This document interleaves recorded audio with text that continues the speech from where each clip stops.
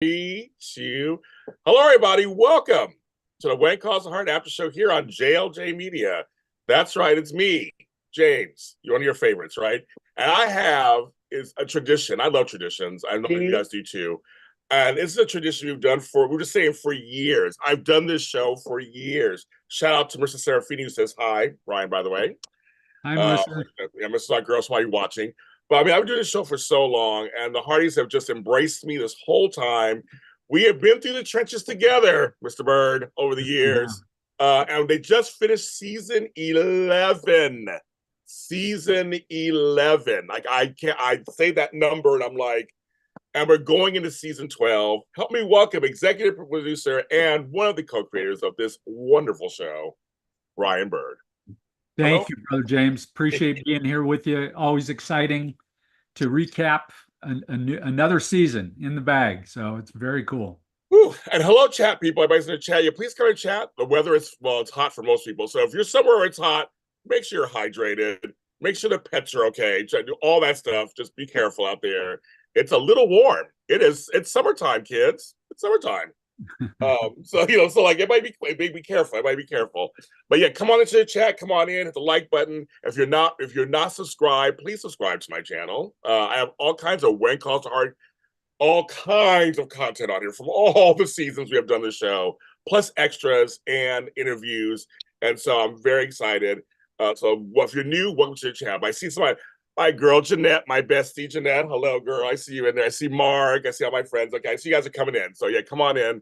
We're gonna talk about everything. And of course, if you have any questions or thoughts, or I will read them first, of course. But you can ask something. We'll see what's going on. But you know how we do. We tell the truth and shame the devil. That's what we do, right, Brian? Absolutely. We do. Okay, everyone. I want to ask you first, Brian, because we're coming out. I mean, last time we talked, we were coming out of this pandemic and all that kind of stuff. But now, during this time period, going into now season 12, we're coming out of in America 2 strikes.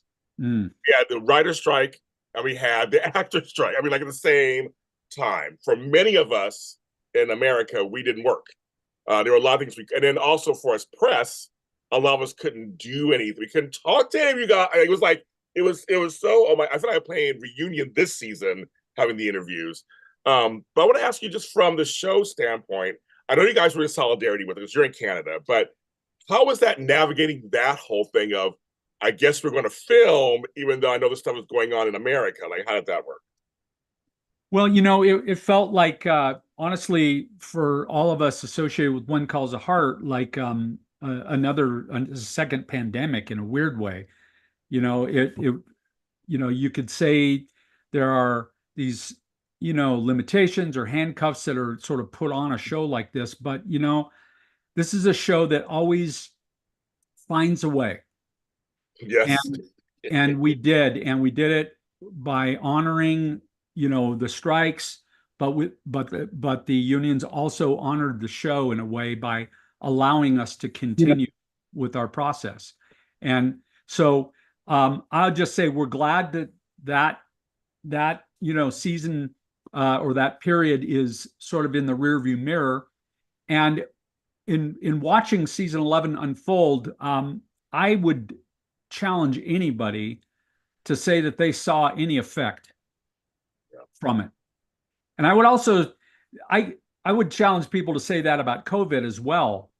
We did an amazing job. Our crew and our cast and our writers and producers, the Hallmark channel, all of our patrons for this show, and people who work in the trenches on this show, they always go and be above and beyond the call of duty.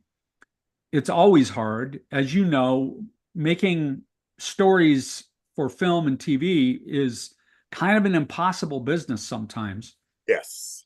And has nothing to do with pandemics or labor action. It just always is. It's just a challenge because there's a lot of moving parts.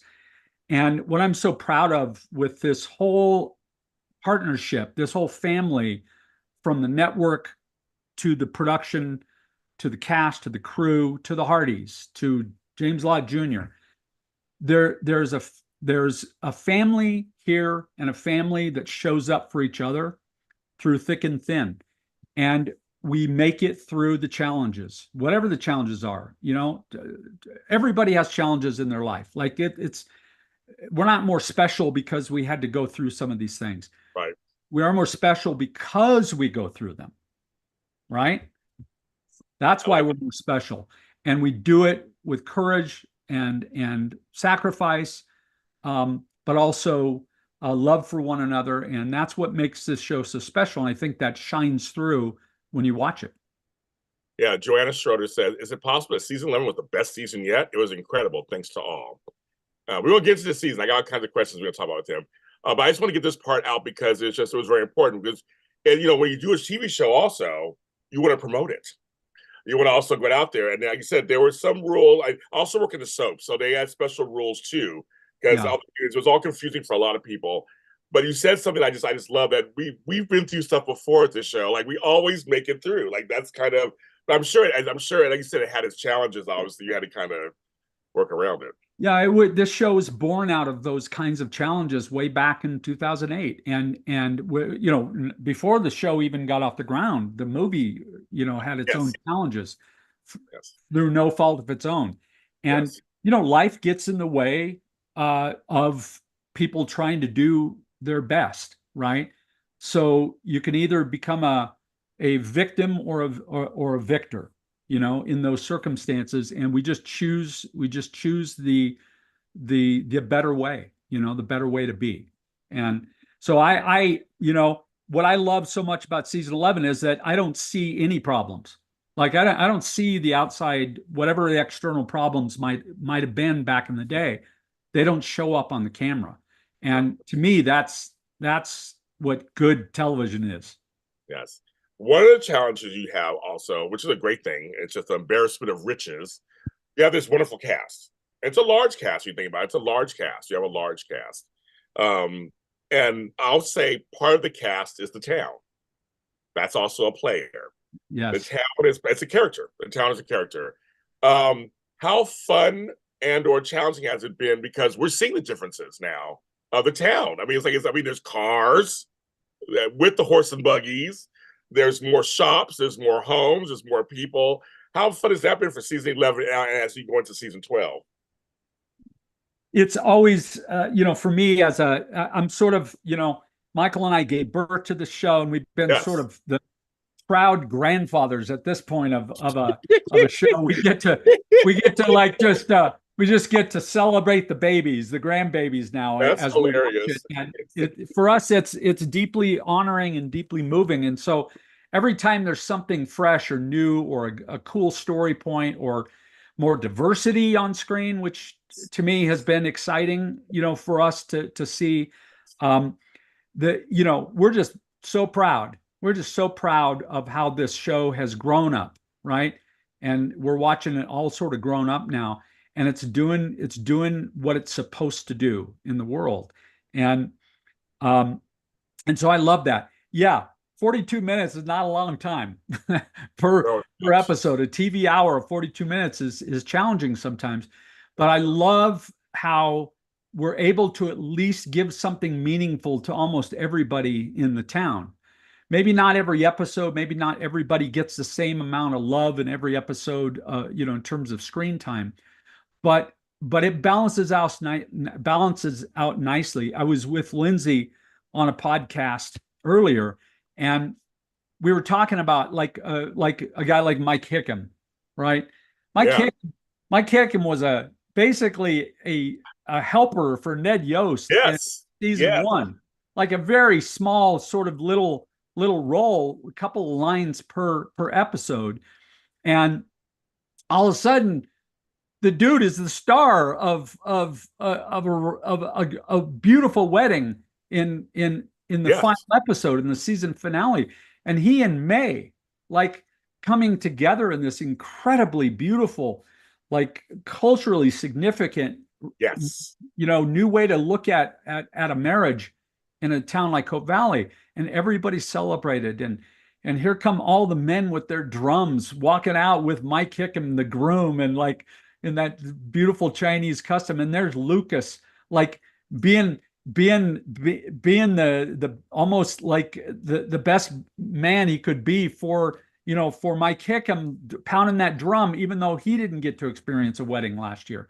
So, I love that we do meaningful things for all the characters. Sometimes it's a balancing act, like you said, but at the end of the day, they get theirs, right? Some way, somehow. That's true. Everyone in chat's just saying how the sets were wonderful.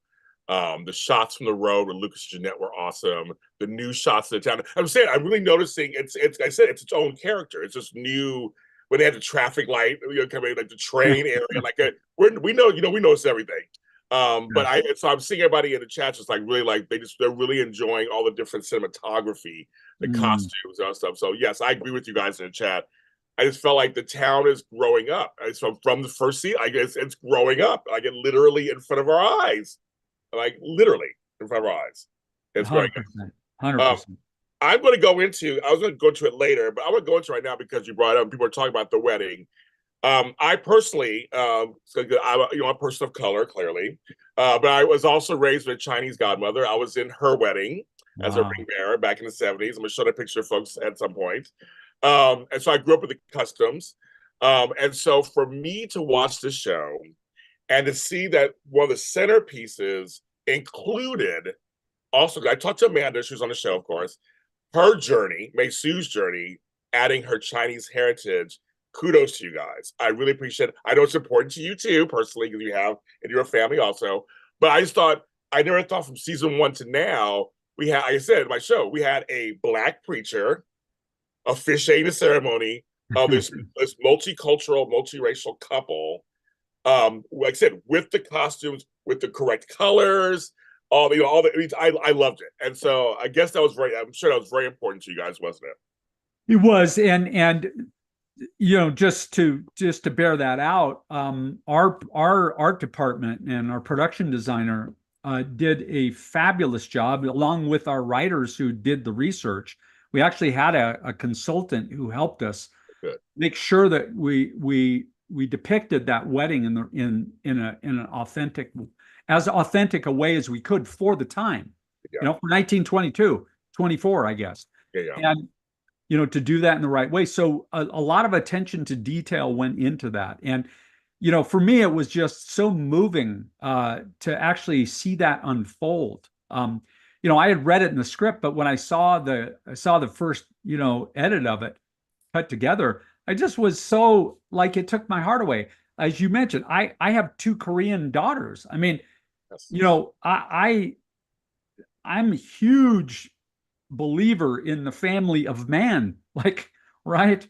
And so I love that we were able to do that, and that we added the little touches, the beautiful little touches of the cake and the drum beats and all the colors and the way that the church was decorated, the way the saloon was decorated for the reception at the end, all of that.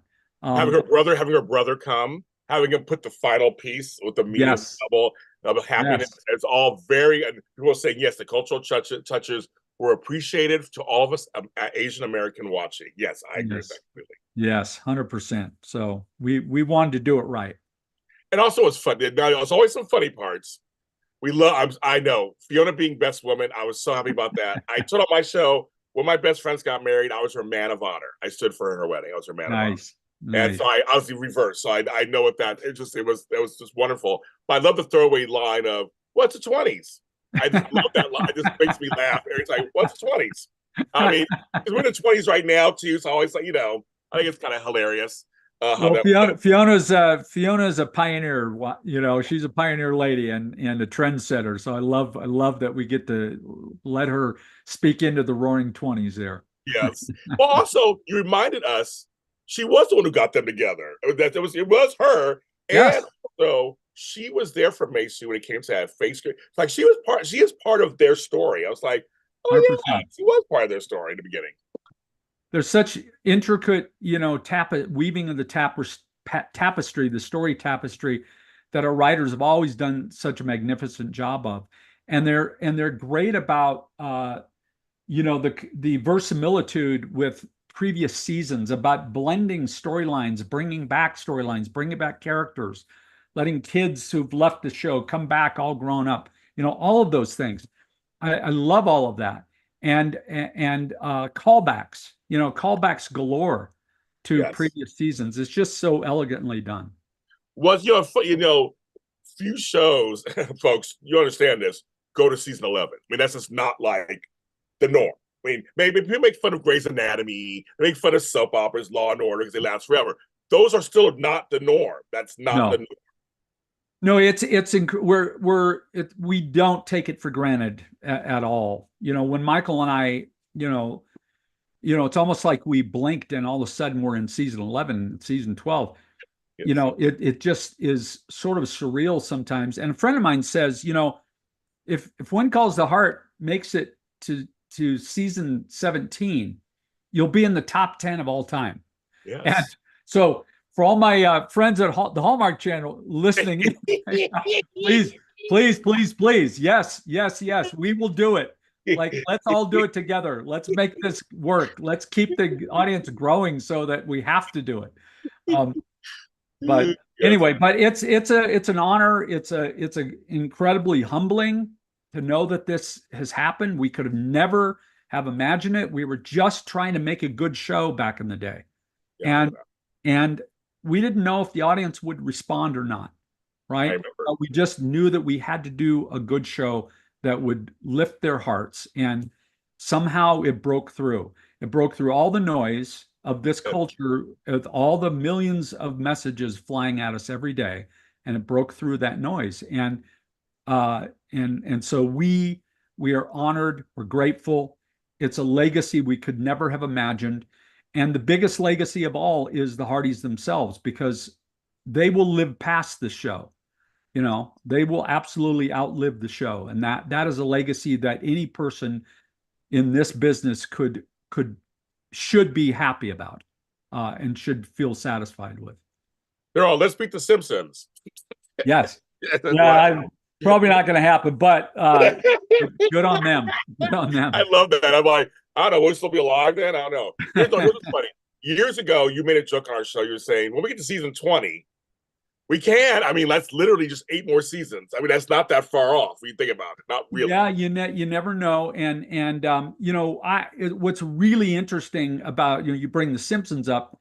The first show that I was a staff writer on was in 1989. Right. The Simpsons was already going. Yes. It was already going by a couple of years there. 1989. What? It's like, how in the world is that even possible? I know. That's right. Yeah.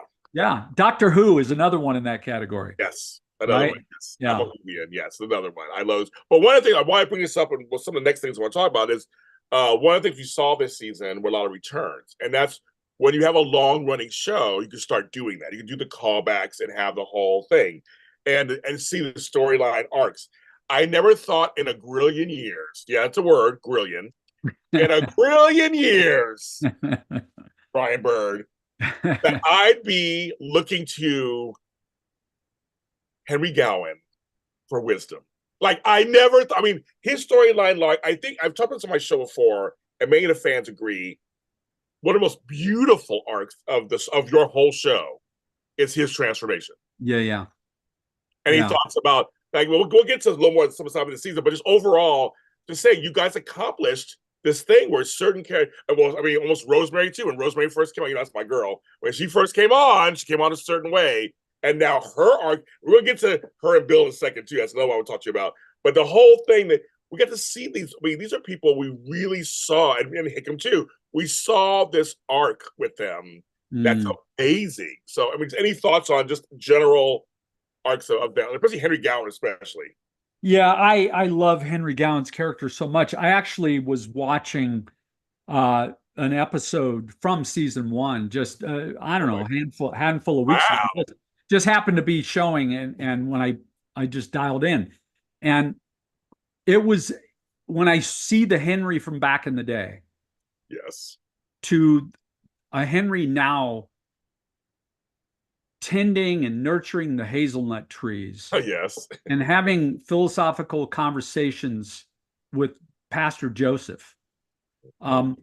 that is a remarkable transformation, and it's happened in like peeling back an onion, a layer at a time, and like there's a lot of layers to this man, like, and a lot of honestly, you can see his childhood, the hardships that he went through as a child, sort of playing out now as an older man as he's getting older, Yes. and Yes. and the doubts and the uncertainties and the fears that he had even as a kid still showing up from time to time, and on top of that, having to deal with forgiving himself, which he's had to do a few times.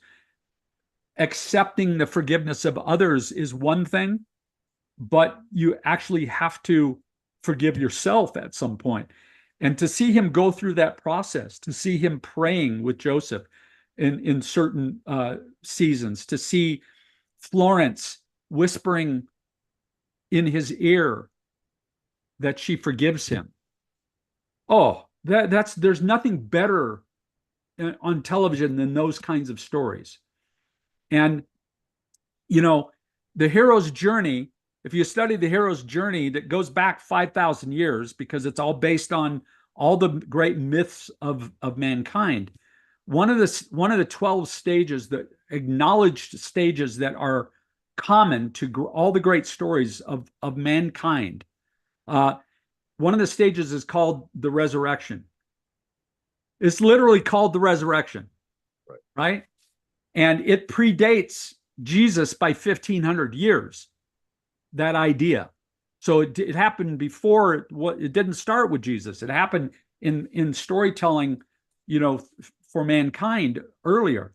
And to see that Henry, in a way, across 11 seasons, has had a resurrection, so he can actually give advice to the pastor about his own challenges with his younger brother. Yes. Right? Yes. Deeply moving to me, deeply moving. So, kudos on you for calling that out, because that to me is like, and you don't see this very often on television, even on the long running shows, like a character who like starts in season 1 and ends up in season 11 in some new place transformed. It's rare to see that ever. So I love that, what we've done with Henry Gowan. Yes, we're going to get into some of the things he's helped with this season. Thank you for faith elements and what calls the heart. It's hard to go against the grain. One of the hardest things you will ever do, and I speak from experience. I love the show so much. Yes, I agree. You have to forgive yourself. I know it's hard.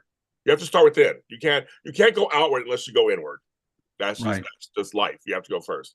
Right. And for some of us, we talk to God. We go inward and talk to, and God's inside. So that's kind of the deal. Yes. But here we go again, and Martin Cummings, just great actor.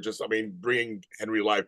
It's just, he's the one telling Luke, and that's the thing too. Is so great is that we'll get to Luke's storyline in a second, but it's just great that he was like taking his past, part of his savory past, to now use it for good.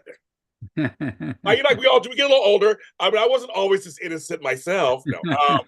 When you get older, you start. You kind of take all your some of your experiences, right? You're not defined by them, but you're the sum of them. And sometimes you can use things to sniff out other things to help you out for something good. I thought that's what Henry was doing, and I love that Lucas used him for that on some level. And that was just really good. So I'm like, we all get a little, some of us are a little older than others, and and we live some lives. But we're here for the better. Yeah, Martin's truly amazing. Yeah, Henry. I know you guys in the chat saying you love Henry. I'm telling you, if you go back to my chats from seasons 1 through 6 or 5, you would not be saying that. That's what's so amazing to me. And that's the show. That's what this show does. We're going to talk about just a couple of big storylines. We won't go through every single one, but one of the big storylines that I loved, I thought was so well written. A twist I did not see. I usually can guess these twists. The twist I did not see. You know what I'm going to say. That I did not see coming is the Lucas shooting. What a great storyline, first of all. Congratulations on that. And making Jeanette Shaw was genius. Can I start going, wait a minute, she's telling him what's it still wasn't hitting me. But the great part about the storylines had twists and turns. It had drama. Having Lucas not really remember, but also making us think it's someone else and bringing that person back into our lives a little bit. And it wasn't him. And then also Bill and Rosemary, the duo I did not know we needed. Can you tell us about that a little bit? That was very, very, very, very, and how touching the last episode. He kind of apologized to her. And, Bill Avery is like, the anti-hero hero. He's funny and he's always gruff and all these things, but he cares very much. Who thought of the Rosemary Bill thing? I never would have guessed that. Well, I tell you, this was a beautiful yarn spun by our wonderful writers. And, when Lindsay, Michael and I aren't in the room anymore. Right. But what we get to do is we get to have some deep dives with Lindsay and some of the other writers, just as they share with us what their plans are. And we say, you guys are flying the plane, like go. We love what you're doing. They don't need our blessing, but we end up blessing them no matter what, because the stories are so cool. And so when we first heard this yarn, the spin of Who Shot JR on right on When Calls the Heart, we said, okay, here we go. Like assassination she wrote is what we're going for here, right? With a little bit of Columbo mixed in. Yes. Right. And so there is just great legacy value in those kinds of storylines. And we haven't done that before. No. But we put down rebellions and little like banditos and stuff like that from time to time. But this was a potboiler that started when Lucas first arrived in the town. Right. Which with this phone call from this mysterious Jeanette in his life, 5 seasons ago. So to me, that's what's so brilliant about it. To bring Jessica Rabbit to Hope Valley, was really cool. This femme fatale sort of film noir sort of style of making the show. Yes. And it just was such a great, refreshing, wrinkle to throw at the Hardies and all the fans of this show. And so this was fantastic. And I thought that, honestly, all of the business with Lucas becoming governor in season 10 was fantastic too. I agree. The intrigue around people trying to steal water and the ode, the nod to Chinatown, in season 10. Yes. Wonderful legacy, kinds of storytelling to be bringing to the table. That's what, to me, is keeping the show so fresh. And there's more coming in season 12. I've heard what's coming in season 12, and it's fantastic. So, this is why the show continues. We don't want to repeat things. We don't want to be predictable. Yeah. A lot of shows end up just repeating the stories over and over the longer they're on the air. Yes. Well, we're not there yet. We're not going to give into that like temptation yet. Well, we have 82 people watching us live right now, Brian. Wow. 82 are watching us live. Hello, Hardies. And I love it. And many of these people in here saying, love the mystery season, brilliantly done. Rosemary and Bill need their own mystery series. Yes. Rosemary and Bill teaming up the whodunit arc was brilliant. We want more of this. Jessica Rabbit said, describe Jeanette is so perfect, Brian. Everybody's like, Mary Kramer says, Kramer, I think says, I have my glasses on. I think all of us Hardies would welcome more of the mystery elements. I agree with you on that. I do. You're right. It was so different than the other stories you've told in the seasons. It was a true mystery. Yes. And it was strung along bit by bit. The pacing was good through the season. I'm like, yeah, who shot? I was like, who shot? Like, what's going on? If it's not him, if it's not really him, and it's not really him, I was getting like, who did it? Like, yes. Who did yes. it? Like, this is crazy. Beautifully woven. I agree. Another storyline that was really, really good. Hi, you guys. How everybody coming in here? Speaking of diversity, I love how I talked about this when I had Viv and Natasha on the show, but I want to bring this up to you that I love also how you're showing the layers of Joseph Canfield. That even a man of the, you say of the cloth, of the faith, whatever words you want to use, they're human. Like Yes. everybody else, we're all human. We have our annoyances and all this stuff. We're human, and there's only one God. That's it. And Yes. I love how you're showing this and bring the whole brother thing in. Did not see that coming either. We're like, his brother don't get along.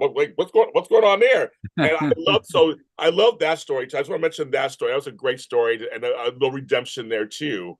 Yes. Because we're only hearing bits and pieces of their life. There's still life to unfold. We don't know what happened before they got there, so we're learning stuff. Yeah, no, it was a really, really beautiful and moving storyline for Joseph.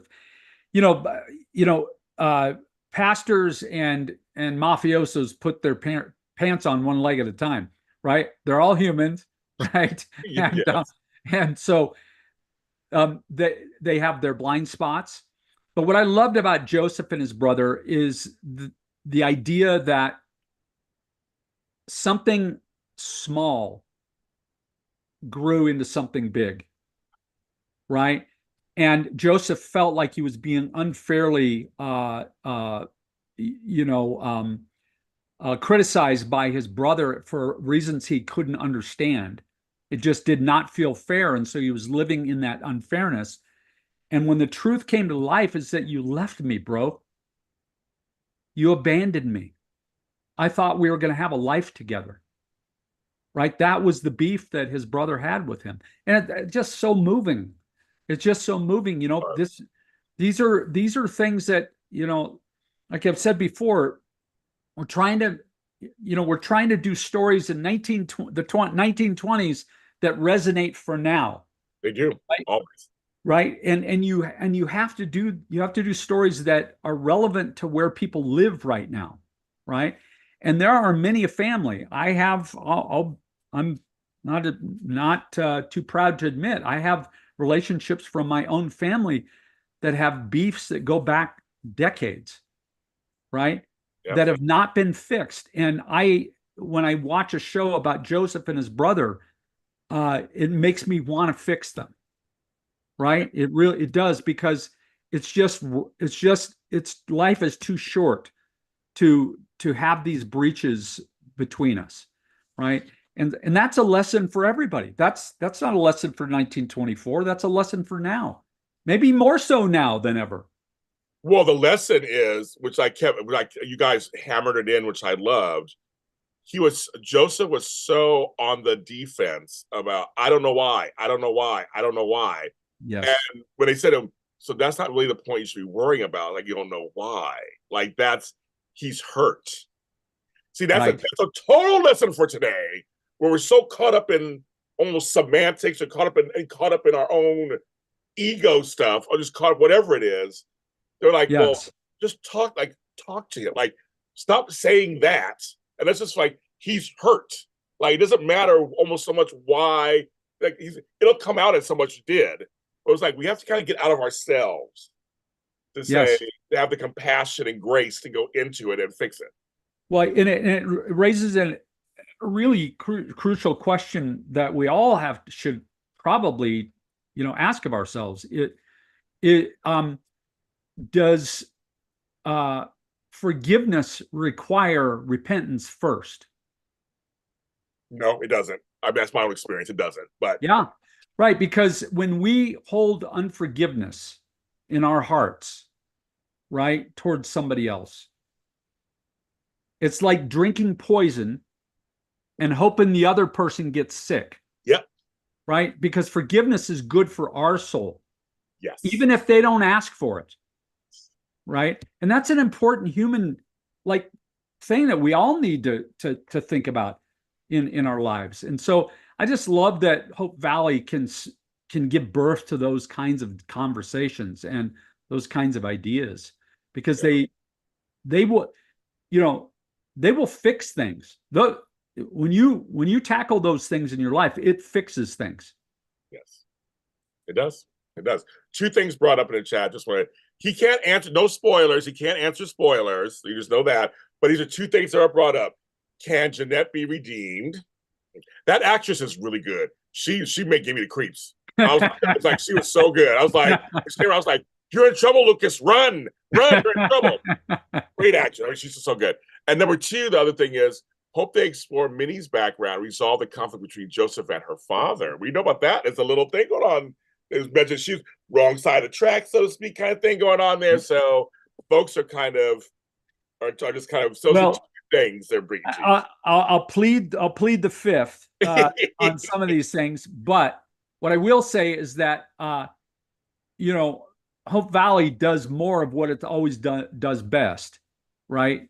You can rely on that. It never will not do that. And the fact that we fixed Henry Gowan, Yes, little by little over a decade, yes, means anybody can, nobody's beyond repair, in Hope true. Valley. That's true. I like that.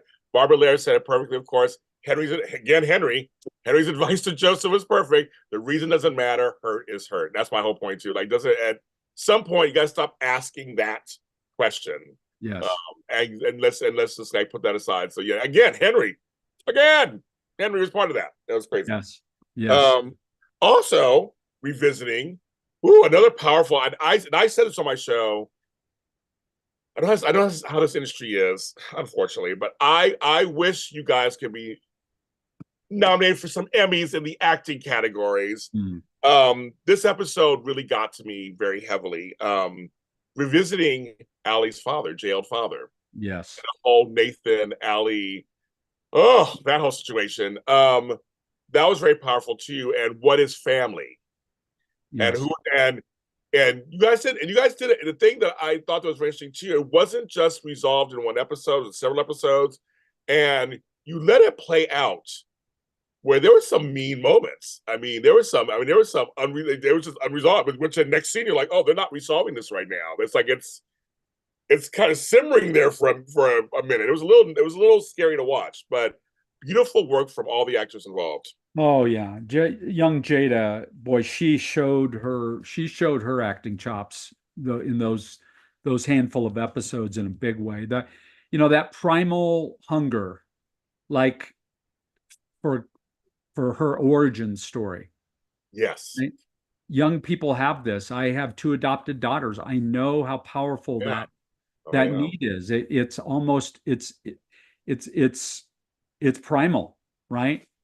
And it can't just be fixed by good adoptive dad in her life, right? Looking out for her best interest. He sometimes you have to let the truth take its toll in order to get to healing.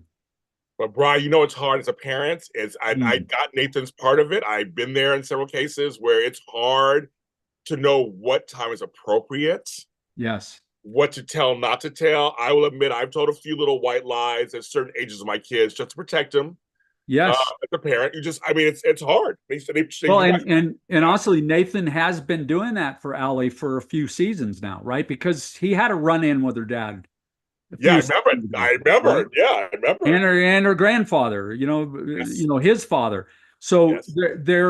there's some family dynamics there that you've got to protect your kids up to a point. But at some point, they have to learn, some of these lessons themselves. And he wouldn't have let her go to that prison had he known. Right. Right. But, part of growing up for all of us is sometimes, doing something like what she did and getting kind of, smacked in the face with it, right? To learn the lesson. And you don't want your kids to ever go through something that could hurt them permanently, right? But sometimes life is the best teacher, right?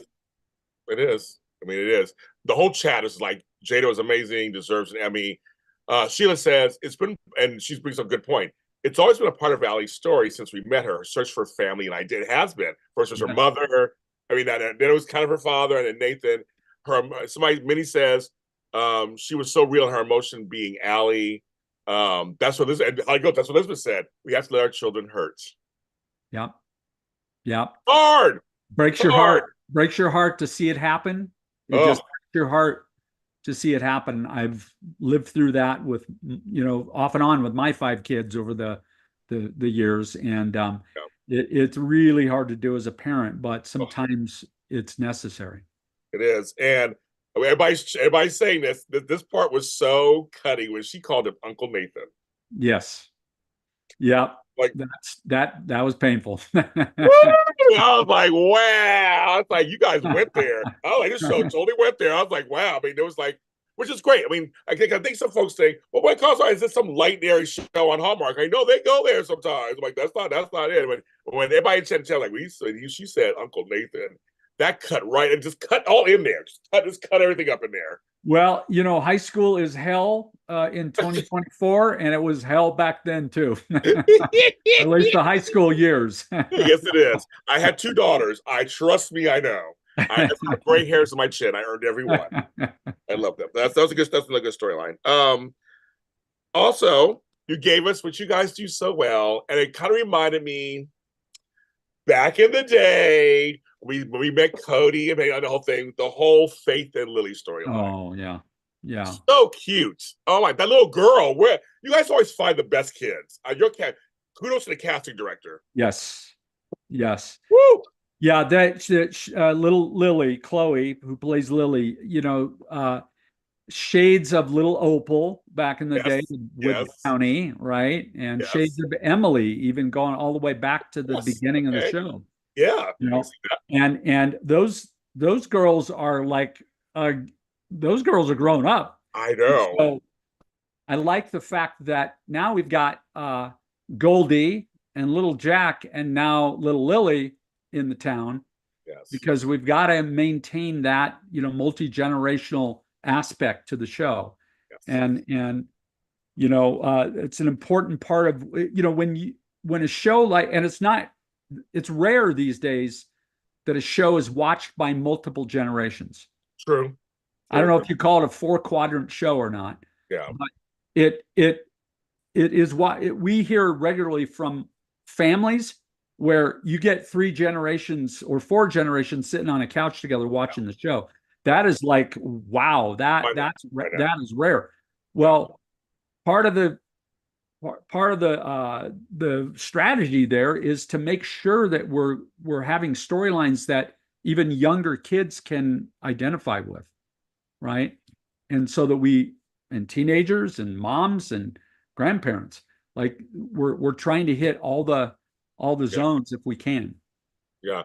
I know you weren't in the writers' room, but I was just curious, was there ever talk of her going back to her grandmother or not? Because I mean, I was kind of funny that they're going to keep her on the show. I thought for sure she was going to go away with her grandmother, and that was it. So I was pleasantly surprised they decided to actually keep her on the show. Yeah, I mean, the story is so honest because our daughters are adopted, so I'm a big believer in adoption and fostering kids and all of that. Yeah. And there's heartbreak up and down the line in those stories when parents come back or parents get restored with their children after maybe even years of fostering a child. The foster parents, that is a heartbreaking thing to go through, right? And so that for Faith, a Hope Valley version of that kind of a story. And so I thought it was really brilliant. I thought it was really good. I thought the resolve was not too easy, right? That's one of the things, like you mentioned, like we don't make it too easy. We make it, we string it out over a few episodes to, make it a little harder to get through. But it was sort of a nice, resolution to that story because grandma can come back whenever she wants. They can have Sunday dinner, all of those things. And I think that Lily realized how much Faith was investing in her, and Faith went for it like that. I mean, that was, Andrea did such a great job with that. She just went for it, and she put she's a mother herself, so right. She put herself right in those shoes. her own experiences, and it was fantastic. Yeah, it's what's great. And even in the end, when Fiona was like, "Come with me to Tennessee, we got work to do," and she's like, "No, you found your purpose." And he looked over Yes. at Lily, and that's Yes. just a wonderful. I think but this is her town. This is her town. This is her Yes. town now. She is the doctor for this town. I think Yes. that's what that is at this point. 100%. Yep. Someone said, Joanna says, I watched my 13-year-old son. Mm. Hi, Carolyn Galgano. I love your last name. It's like Little House on the Prairie, the Waltons, something for the entire family, which is how Marissa told me. She goes, James, I know you like both the shows, as I do. And so I started watching this one. Lily reminds me of Allie's situation. Nathan's mother was too old to manage a small child. Lily's grandmother's health wouldn't allow, so both found someone to love. Yes. I forgot about that. I forgot about that actually. That part, yeah, that was that part too. Yeah. Yeah, some common echoes, Yeah. back to earlier storytelling, and even, Abigail and Cody back in the day as well. Yes. Some echoes back to that story as well. I don't think you can ever get too much of those storylines, to be honest. Now, was there daycare back in the 20s? I didn't know there was or not. That's kind of, are we doing dramatic license? I mean, what's going on? I think there was probably a little dramatic license. I did see some folks posting about that, like, really? My answer to those kinds of, questions is not that there's anything wrong with asking them. Right. There's two ways to do, like, history. Yes. Like, you can do it real, yes, or you can do it ideal. Yes. And we just lean more into the ideal. Yes. That's always our joke. We don't have dirty faces, and yes, yeah. That's the real part. We're not doing that.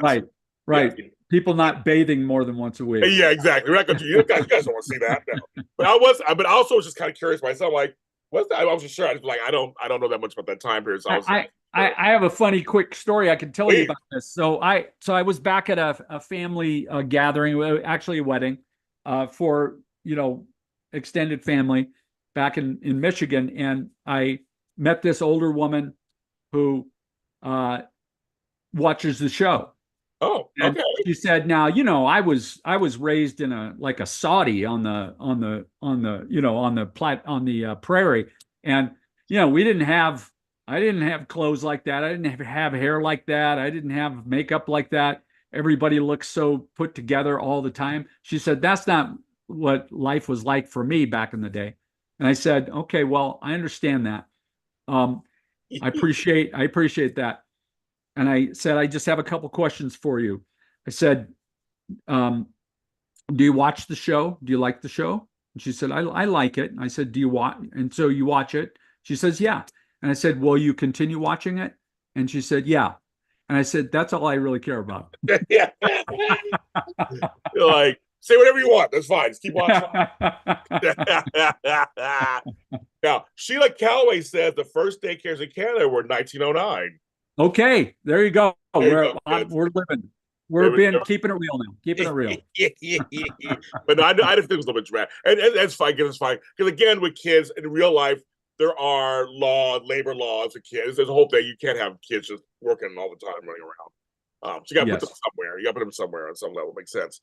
Now, the last couple things I want to talk about. Thank you for your time as always.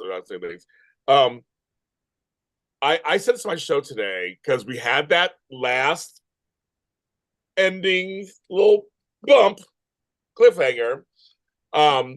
But one of the things I've enjoyed about this show is that Jack is not really gone completely.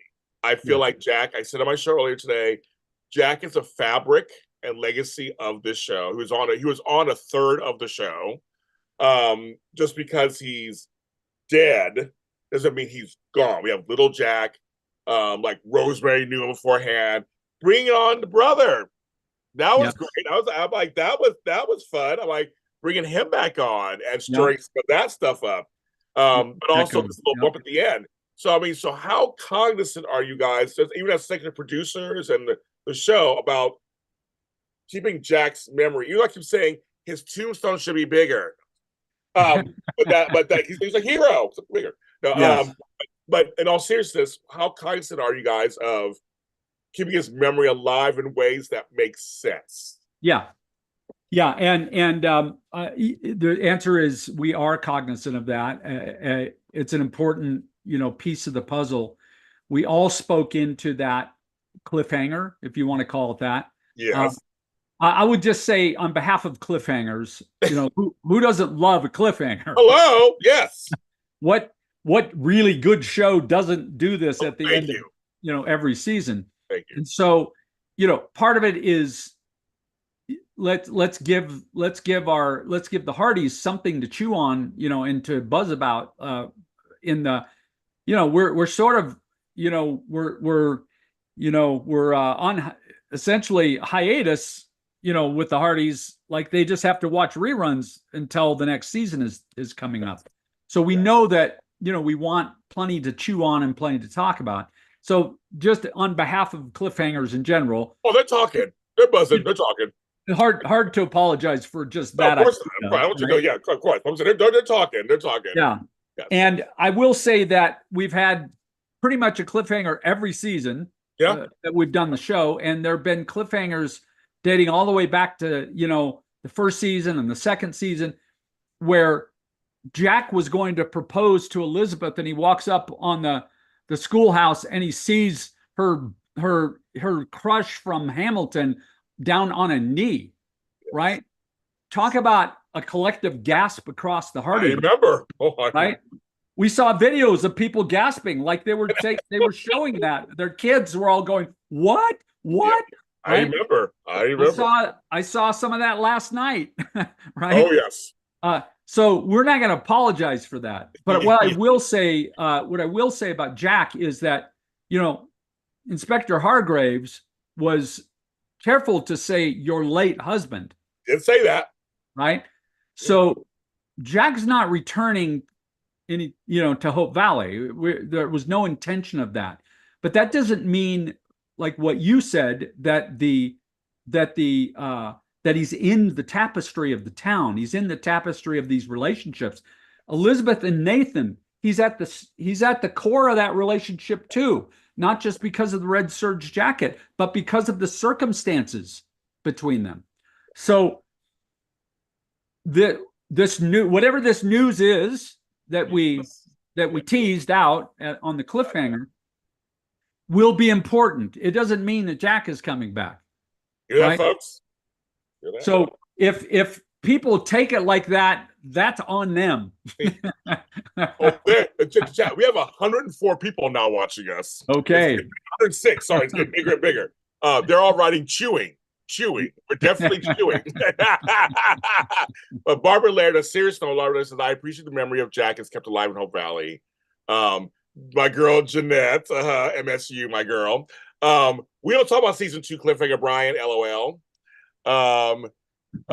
She's laughing. Pia says, my girl Pia, I love the scenes where Jack is remembered and honored when she goes to visit the gravesite. Always, I love that part too. That's a real life thing. Yes. The season. Oh no, somebody liked season 2 ending. That was a long wait. That. But yeah, he can't be. And Sonny says he can't be erased. That's the truth. I think that's why I like it. When people say, "Well, why are you talking about?" I'm like, that's kind of the point. When someone passes, I lost a brother, my brother Max. I talk to him all the time. He'll just go away. I mean, that's just not.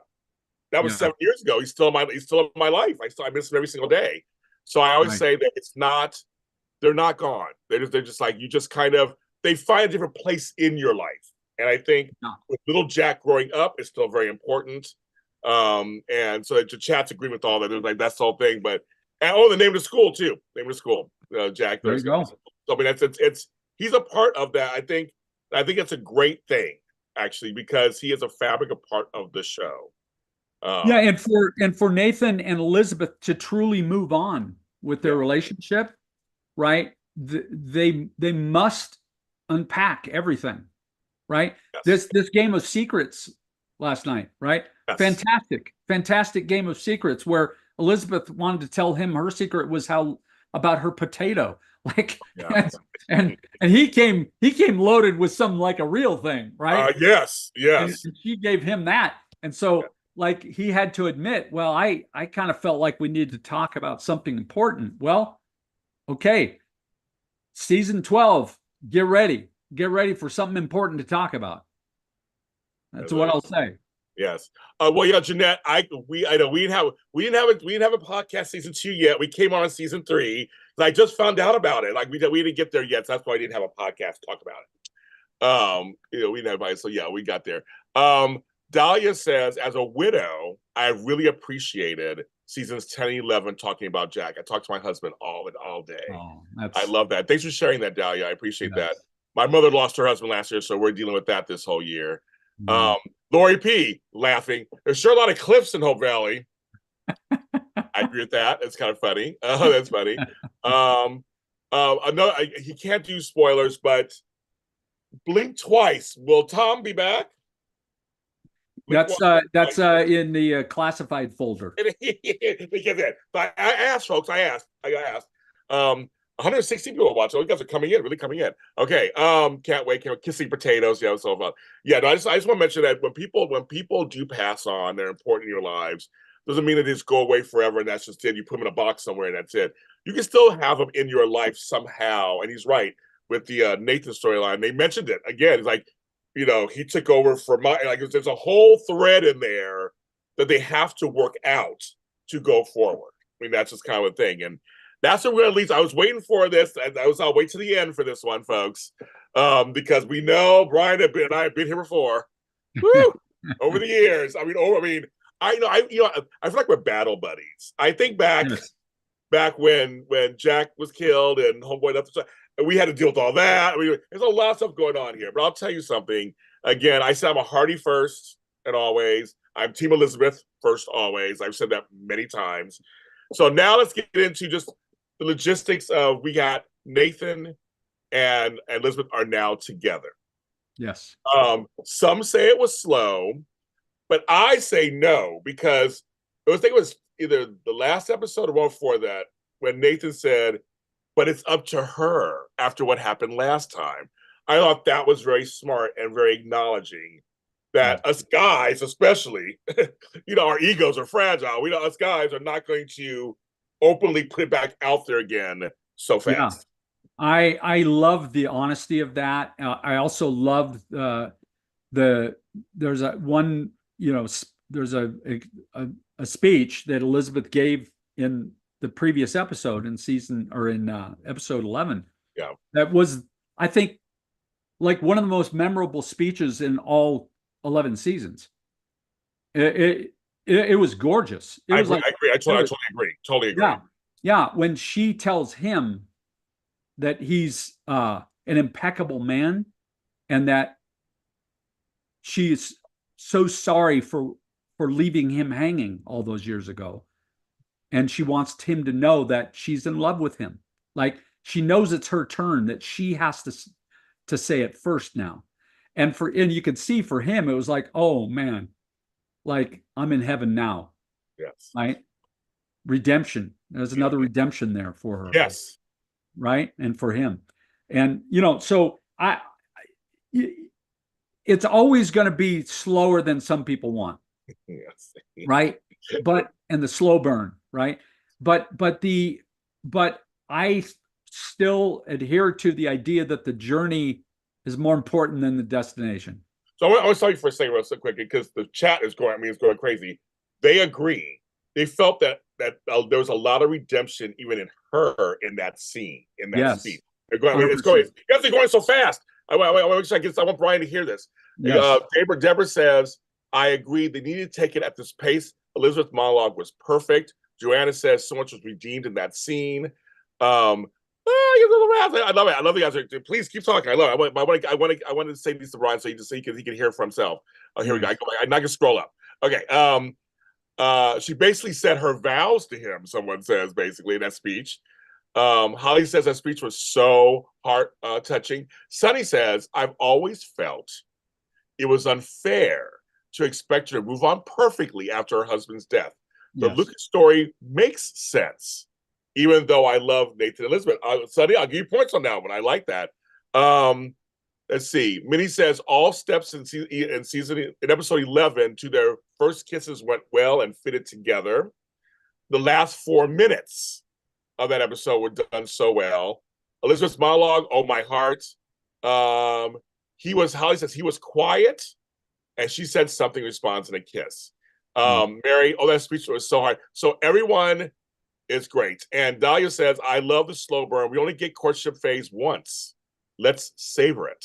Right. So I'm just saying, I want you to know the chat, the 119 people who are, I mean, this is a record for me. On a Monday night watching us, they're saying that they agree with you and the show's turn. Well, here's the thing. It took Jack and Elizabeth 5 years to get to Right. the right. Right. 5 seasons. I So, remember. as far as I'm concerned, even though there's been some on again, off again mutual affection between Elizabeth and Nathan, right? Mistimed usually because of circumstances. They're just now starting to me. Right. Right. Right. That first kiss, this last episode, opened the floodgates in the season finale of Kit for Kissing, which is great. But all I'm saying is that they're just now starting, and they need to get it right. They need to get it right. And so the chase, the journey is just as important as the altar. Yes. And also, something you guys, thank you. Just saying we're the best. Like, so nice. I love you guys too. No, thank you very much. The thing that you guys did really well too is that Nathan is not the same Mountie as Jack. That's right. That's right. He's a whole different personality. I love his kind of quirkiness and his humor, and his awkwardness. But he turns it on when he needs to be involved in something. He is right there, ready to do it. He is not Jack. I like that. They're two very separate characters. Yes. And I have to say, all three men, you really did give us, with Lucas included, three very different gentlemen. I see why she had feelings for all of them. Yes, 100%. And he was slow as molasses in January. Well, any of us would be. Any of us would be if we had put our hearts on our sleeve. Right. Like he did, right? Right. It got it rejected. So yes. It was a necessary slow burn, and the slow burn's not over. Yes. Yeah, they're all, don't make them wait too long. Then the family stories are a dream. I love that. No, that's the thing. But Nathan, literally, I'm glad you guys gave him the line to say that. He's like, of course, after what happened, I wasn't going, it's up to her. And it really was kind of up to her. And I think that whole kidnapping, the hostage experience, which was, and someone said earlier, I love the whole stuff. They jumped up. I said that was kind of fun too. They kind of looked at each other. And I said, this season you guys did things we've never seen before. It was kind of fun. And they jumped off. It is. And Dahlia says yes to Nathan and Jack being so different. As a Marine wife, I can attest to the fact that not everyone in uniform is the same. Good. That's very, very true. And Brian brings up, Brian Scheib, I know who you are. Hi, Brian. They also have children to consider getting it right. I love that also. As a person who's dated while having children, you have to have let me just tell Jack, let me talk to little Jack, I love that. You have to consider the kids. They're part of this. You have to consider the kids. Yes. I'm glad that you guys showed to remember that. That's a good thing. Yeah. Jen, potential blended family there. Yes. We need to get it right. We need to get it right. Each love in Elizabeth's life has made her grow in different ways. I agree with that. CW111, that's 21s. CW1115. Thank you, Brian, for the wonderful season. I'm overjoyed at the complexity of every character. It kept me enthralled from start to finish. Mm-hmm. As we kind of wrap this up, because I can talk to you forever, but I want to thank you for your time for coming on as usual. You are the best, Brian. You know that. I love you. You're the best. So it's a pleasure always, James.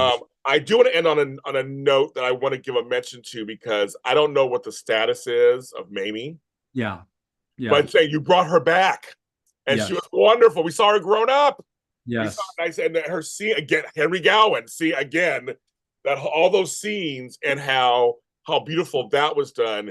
But in real life, this tragedy that happened that we're all, we're giving love and light. I did a prayer on my show not too long ago about it.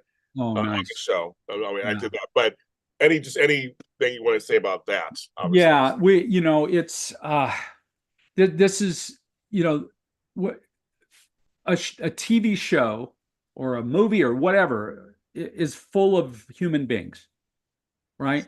They're all human beings, and they're different human beings than the characters they play sometimes. And so they go through challenges in life, whether, uh, it any of it could happen to any of us, like an accident happens, right? Or something out of the blue takes place. And this poor young lady fell 5 stories. It's just heartbreaking. We love her. We're rooting for her. We're praying for her. We hear little bits and pieces. We don't know much more than what her mom, shares on their Right, pages. right. But we do believe she's making progress, and she's had to undergo 3 11-hour surgeries, is my understanding. Oh, okay, yeah, yeah. Just unbelievable, game changer for her. We're praying for her, and we want her to, have life and health, and get back everything that she's lost. We, it's just sad. I mean, we lost, we've lost actors in the past, Yeah, yeah, yeah, yeah. right? And Logan Williams passed away a few years ago, and he dates back to the original season as well, when Mamie was there as well. Yeah. And so, it's heartbreaking for us to see this happen, for life to beat people up like this. And we just pray for him. And it just goes to show all of us how fragile it is. So hug your loved ones, man. Keep hugging on them, love on them, every day. Let them know you love them. So that's Yes. that's about the most information I could share at this point. And folks, I'm telling you, they told me to say goodbye to my mother last year. They said, say goodbye to her. She may not make it. And my mother's living and walking and talking and getting on my nerves as usual. Love her. I Well, say she does. I say that she laughs when I say that. So miracles can happen. yes, They happen every day, right, Brian? They happen every day. they do, they do, and God uses all kinds of things as miracles. In fact, He uses us to be miracles for other people. So, Yes. Thank you, Brian, for being on my show again. Thank you very thank much. you, James. You can count on me being on your dance card for next year too. So, Season 12, you guys, season 12, and it's coming. I say it. I'm like, it's season 12. It's coming. Season 12 is coming. Thank you all for your kind words about me and Brian in the chat. Thank you so much to the 126 people who are watching this. I'm humbled and overjoyed. I am a Hardy forever. We'll be doing the show again. I'll be doing it again next season. And also continue to watch this show, because any updates I do throughout the year, I do talk about it on here. I'll put out a video. I react to all kind of stuff. So please continue to watch my shows, watch my after shows, continue to watch the reruns, watch the shows, continue. This show is just what we need. As I always say, I've been saying it for years, it's comfort food. We've been saying it for years. And I can't wait till season 12 begins next year in 2025, which will be here before you know it. It'll be here before you know it. Yep. Really will. Well, we start filming in 2 weeks, See? season 12, and we will see you and many other Hardies in Vancouver in September. Yes, and Rick, I have hugs for everybody. In September, I got hugs for everybody. I'm ready. It's been a long time. I can't wait, but I'll be in Vancouver. I'll be there. Everyone, take care of yourselves. Again, if you're in hot weather, please stay hydrated. Please be careful. Sunscreen, everything. And also when it comes to your pets, sometimes the ground's too hot. Make sure you watch the little paws. Make sure they're hydrated too. That's very important. The pets